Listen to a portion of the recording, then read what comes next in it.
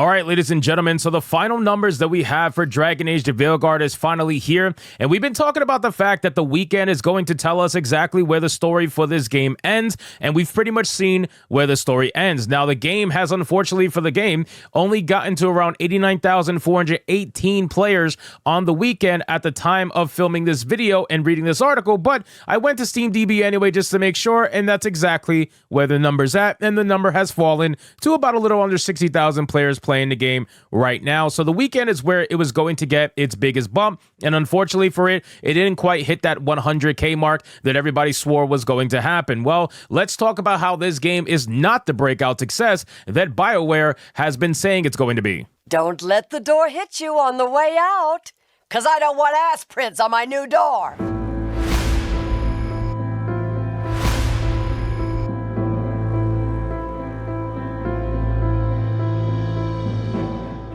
Now, again, ladies and gentlemen, I want you guys to keep something in mind. We're talking about a Dragon Age game. We're talking about a game that has legacy to it. It has a name to it. It's coming from a legacy studio. It's coming from a studio that used to do no wrong, right? BioWare was a studio loved by many, including myself. And then when Mass Effect 3's ending came out, that soured a lot of people. And then when Andromeda came out, that obviously soured even more people. And by the time Anthem came out and freaking much bombed and went with the wind, that soured enough people to make BioWare a joke of a studio. Now, that same BioWare thinks that they're returning to form by making this absolutely trash heap of a game when ultimately it's anything but that. So let's get into this article, guys, from That Park Plays. But of course, before we do, if you are new here, just consider hitting that subscribe button. I would greatly appreciate it, and like the video to push us out into that YouTube algorithm. I really wish they used McDuggins in this picture, but that's neither here nor there. Peak concurrent player accounts for Dragon Age the Veilguard topped out at 89,418 on Sunday night, indicating the game did not become a breakout success. Now, what I will say is that the people who are carrying this game are not the modded audience. Let's be very, very real. The modded audience is not carrying this game.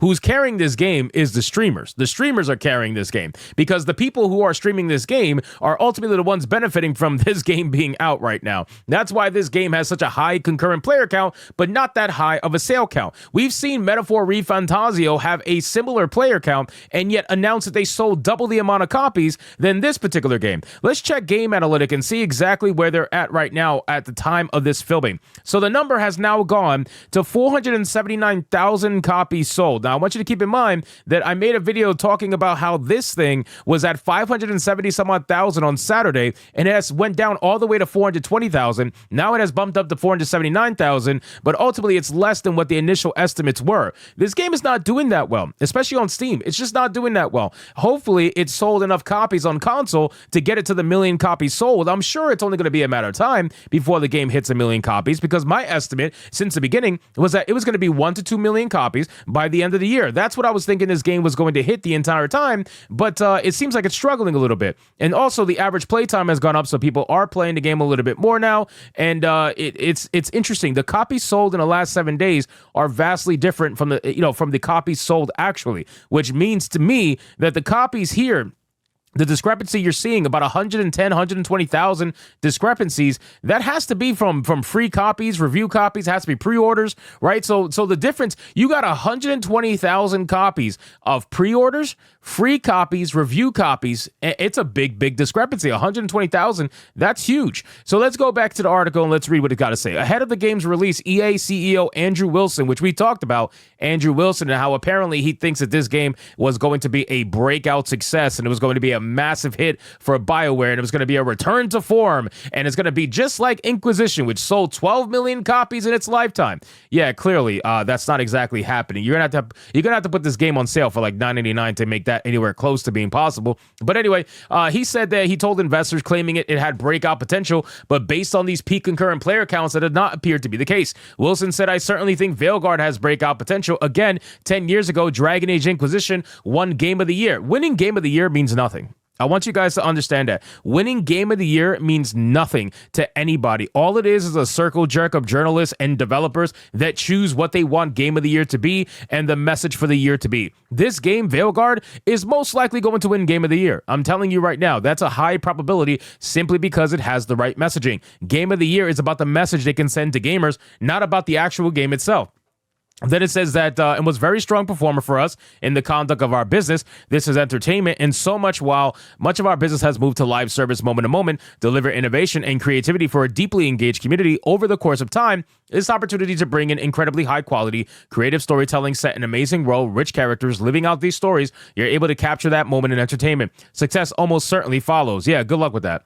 Good luck with that. Success almost certainly follows. Yeah, that's if you actually had a good story. What you have is a preaching session. What you have is a game focused around transgender ideology and a character called Tosh trying to make everybody feel bad for constantly misgendering them. You know what I mean? Like that's what you have here. You don't have a compelling story. You don't have a compelling narrative. You just have a fucking sermon. You have a preaching. It is night and day in comparison to BioWare's previous games. You know, you guys realize, and I'm sure you do, BioWare has had gay characters in their game for the longest time. Nobody's ever had issues with them because the characters were interesting. The characters contributed to the story. Overall, you felt like you were taking part in a massive narrative in space that just so happened to feature some gay characters in it because obviously you're in space with all these different races. Surely you're going to meet some gay people at some point in time. It's only, you know, normal, I think, at that point. But with this particular scenario, you're not getting that. Every single conversation with Tosh is literally meant to take you out of the narrative, take you out of the story, and make it about Tosh. Make it about their journey, their non-binary journey. That's what the entire thing is for. So every time Tosh is in a scene, and honestly, it's not just Tosh, but let's just focus mainly on Tosh because that's just really is what it is most of the time. Tosh literally narrative breaks the game, and it's really unfortunate. It really is, because this shows that BioWare of today is not the BioWare of yesterday. We already knew that. We assumed that. We conspiracized it. I don't even know if that's a word, but we knew that. And now we're seeing it play out with us live for everybody to see on Dragon Age: The Veilguard, and we know for certain that that's what it is. He explained, and we see that in the context of movies, and we're seeing in the context of TV seasons, and we see in the context of video games. Again, all this shit doesn't matter, because if you want to know what a true breakout success is, look at Space Marine 2. Especially compared to its predecessor, that shows that giving the fans what they want and expanding on it will get you sales, because Space Marine 1 didn't sell anywhere near as much as Space Marine 2, and Space Marine 2 was a breakout hit because it was giving gamers what they wanted at a time where they were desperately wanting it. Then Black Myth Wukong, brand new IP from damn near a brand new studio focusing on a brand new AAA venture for them, and they sold 2.4+ million concurrent copies. It's absolute insanity. The game is almost at 20 million units sold. It is disgusting. And then on top of that, when you look at their budget, which is about 1/3 of what Dragon Age: The Veilguard was, it gets even more disgusting when you start putting it all together and the numbers start. I mean, look at this. Look at these numbers. It is insanity what these numbers are at, and people are still playing Black Myth Wukong in close to numbers of Dragon Age: The Veilguard. It's insane. How can we even say that this is a breakout success when you have other games literally destroying you that have been out for longer? I mean, look at this. Almost 20,000 people still playing this game